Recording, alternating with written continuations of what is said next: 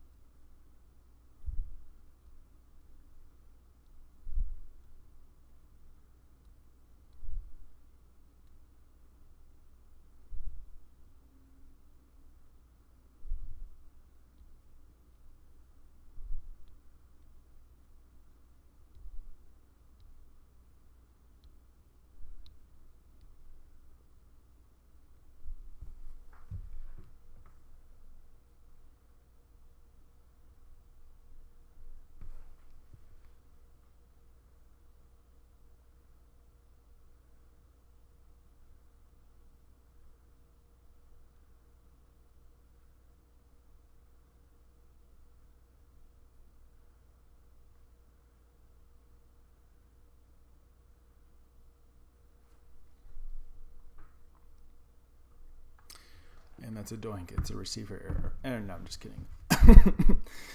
Anyway, so we're going to start this clip over. So again, we're looking at Ethan's team, the team in white, versus the dark team playing a zone. All right, so initially, Ethan asked a question. They're playing hex offense versus the zone. He had a lot of movement with the disc until he got impatient through a turn. Pretty sure most of his cut timings were all right, but I like some insight on faking the deep shots, striking out quickly to bring a wing in, staying with just small dishes to reset the disc, and gain a couple feet with each throw versus looking upfield for continuations. Let me screenshot these really quick. Oh, never mind, it doesn't show up. Anyway, so first off, faking deep shots. So one thing about faking deep shots is faking deep shots, you can think of it as one or two things. Is like you are communicating to your cutter something, and you're also reading the defense based off if they react to it. A lot of times, like in a zone, I would say if you're in a handler and you throw, let's see if we can get a clip early on of him. Boom, big, he kind of steps out. One thing about it is if you step out and throw a fake like that and no one really kind of like, the mark doesn't like jump in front of you, or this guy over here in the purple doesn't jump in front, they're not really respecting it.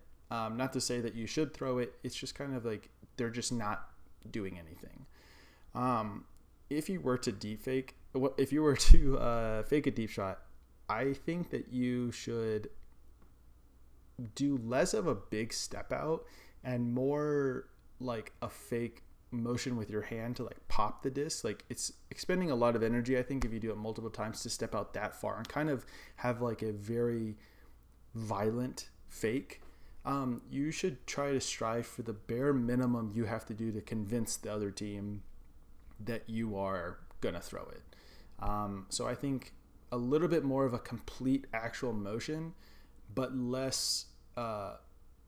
a little bit less energy expended. That's my fair criticism so far. Just this one and watching the clip a couple of times. Something about this, they're kind of running like a cup. Like one person is continuously on the mark. They have one person standing in the lane. Two people kind of guarding this inside lane, and then one guy over the top. So it's 1, 2, 3, 4, 5, 6, 7. So there is no one. There's no deep. This guy is the deepest person if I counted these people right. And so the way you guys are set up, There's one reset behind, fine.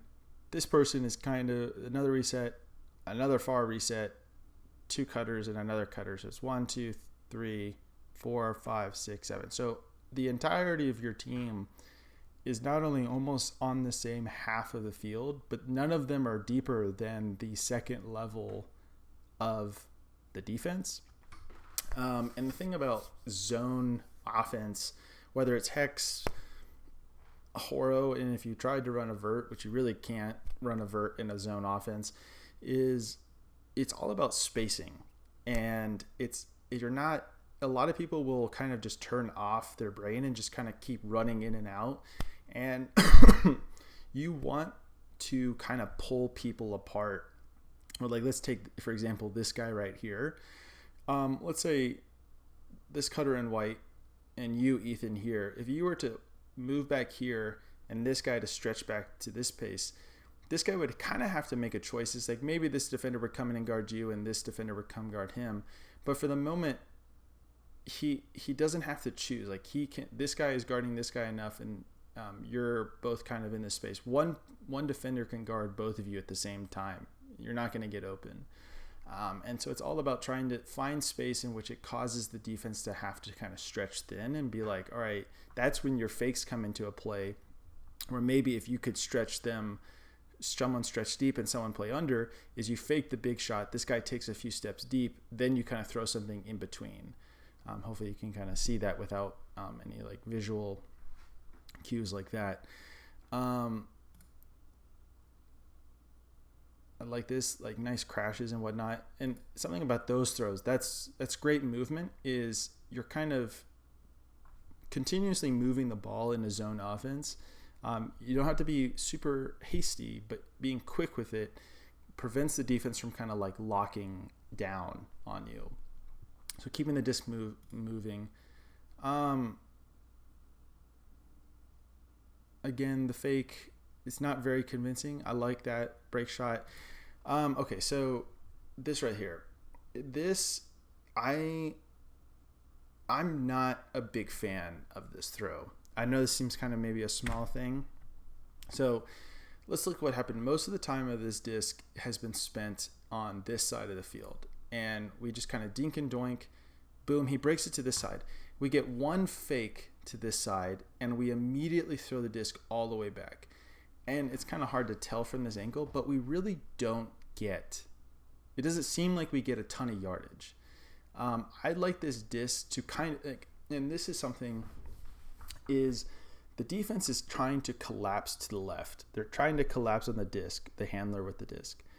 I would like the disc to be held for 1 second longer, allow them to kind of creep over, maybe look downfield a little bit, try to get something down, like gain yards, and then move it back. Because this guy in purple, I feel like he's trying to be the guy to like kind of set the mark or kind of be in the lane. Allow him to kind of come over here and boom, then you send it. He immediately has to turn around and he's already on the guy. He's already on you, Ethan, when you catch it. So I'd love to see this be a little bit delayed because it allows the defense to have to run a little bit farther. Something you also ask Ethan, is staying with small dishes to reset the disc and gain a couple of feet with each throw, or looking upfield for continuations. The way I think about zone offense is pressure from the defense doesn't exist if you have a free reset. If you're able just to turn around and just throw an uncontested throw, there's no pressure from the defense. The ball is like, as long as I have the ball, we have control of the game.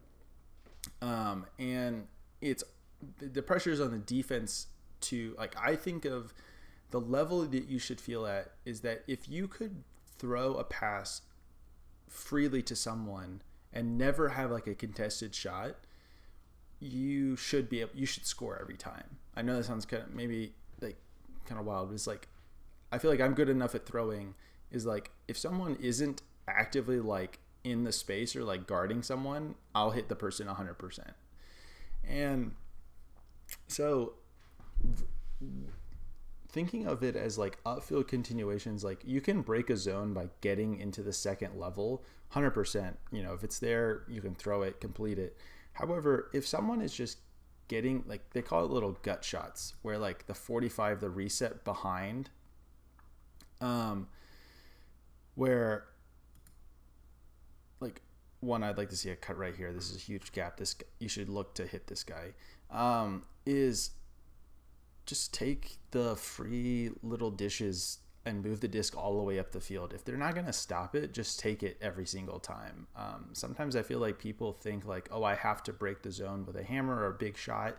But if you could throw it 20 times and gain 3 or 4 yards every time, I mean, you'd probably be on the end zone line.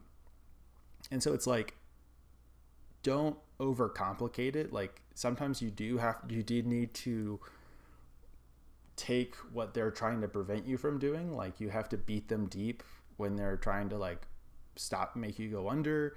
But it's like, I think for zone, it's just about keeping possession and just moving the distance. As long as you're moving moving up the field, that's all really that's important. So it's like, it's not necessarily versus like small dishes versus trying to look. It's like, take what they're giving you. I think that's one of the biggest pieces of advice I ever got about playing like high level club and like Frisbee is like, good players will just take what is given to them. And so it's like, if you could go down the entire length of the field, just small dishing it, like you guys are already like past half field. It's like, and all you've been doing is just like big swing and just chipping it. And it's like, you might have to break the mark every once in a while, but in general, it's just like, just take it every time. You don't have to throw it over the top or throw a big one. Just take what they're giving you and just kind of analyze it. So right here, you kind of got it off the sideline. And I like that you're pointing. I think that's a little bit, it's a good visual. Like you're kind of like directing your team. That's another thing that a lot of offenses do is people try to be sneaky with what their intentions are. And it's just like, just tell your team what you want. It's better for your team to be on the same page than for the defense isn't going to usually react. But one thing is 2 throws, you guys are off the sideline. I think what happens next is you throw it back to the sideline. You got to look to fight. This is where you're kind of like they're trying to get you on the sideline, trap you here. You got to fight to like break the mark and get something over here. Scuba or anything like that. Try to get the disc to move this way, move it laterally, and then attack forward before the zone has time to kind of set itself. So yeah, you take this. I would say that is kind of an unnecessary throw. You don't need to take that. I honestly would rather you throw it backwards, just because you don't put yourself closer to the sideline. And maybe if you throw it directly backwards, your reset can then look to attack the field this way, versus maybe like, you gain some yards, but now you're like 2 feet away from the sideline.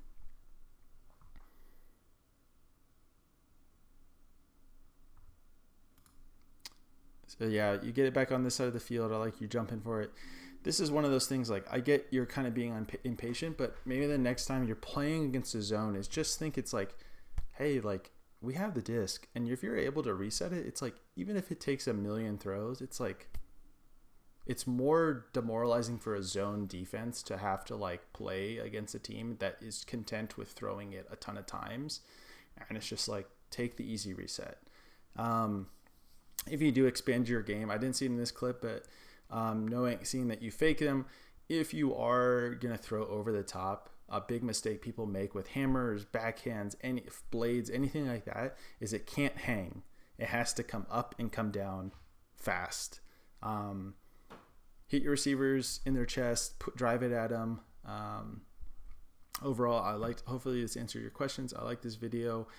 Just a little bit more patience, and I think just a little bit more calmness from the entire team, just about like trying to maintain the disc in the middle of the field and being satisfied with taking the small little chip shots down the field. And I think you guys would have kind of decimated their zone. So thanks for the submission, and until next time.